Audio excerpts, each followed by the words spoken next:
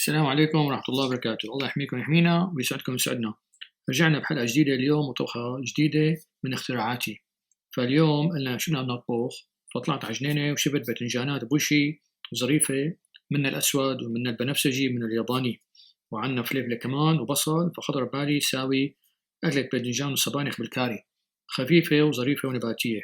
يلا قولوا بسم الله وصلوا على النبي. غسلنا الخضروات، بعدين بنقطع شي 4-5 باذنجانات وسط لشقف صغيرة، الفليفلة 4-5 وسط لشقف صغيرة، والبصلة هي بصلة كبيرة لشقف صغيرة.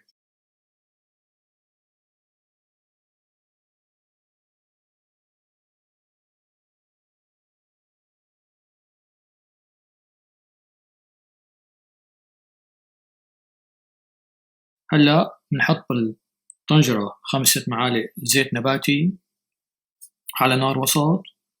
وقت بيحمى بنقلي الباذنجانات لشي 20 دقيقة مع التحريك.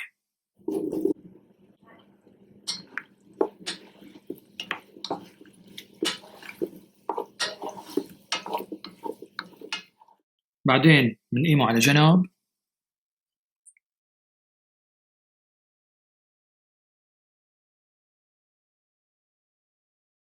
بنفس الزيت بنضيف، طبعا إذا بدنا بنضيف شوية زيت، بنقلي البصلات شي 10 دقايق. بعدين بنضيف الفليفلة وبنقليها لشي 5-6 دقايق تانيات على نار وسط. وبعدين بنحط التوابل،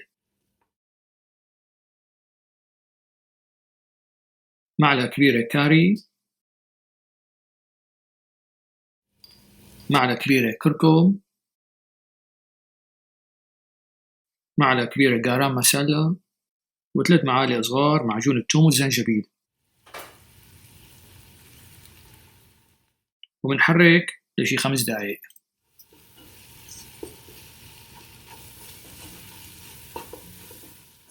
هلا بنضيف علبة كنسروة بندورة شقف صغيرة وبنحركها لشي 5 دقايق.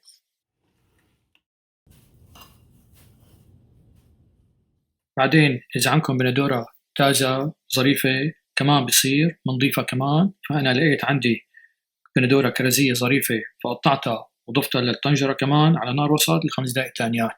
بعدين بنضيف نص كيلو سبانخ تازة وبنحرك لمدة شي دقيقتين على نار وسط. بعدها بنرجع الباذنجانات المقليين للطنجرة وبنحركها، وبعدين بنتركها على نار وسط شي دقيقتين تانيات. بنضيف نص معلقة فلفل أسود، معلقة لمعلقتين صغار ملح،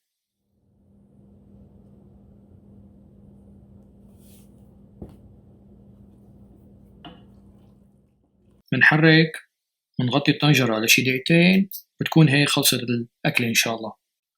وألف صحة وعافية، وإن شاء الله تجربوها بيتكم تعجبكم. لا تنسونا من الشير واللايك والسبسكرايب. دعاء اللي عنده سؤال يبعث لي على اليوتيوب. والسلام عليكم ورحمة الله وبركاته.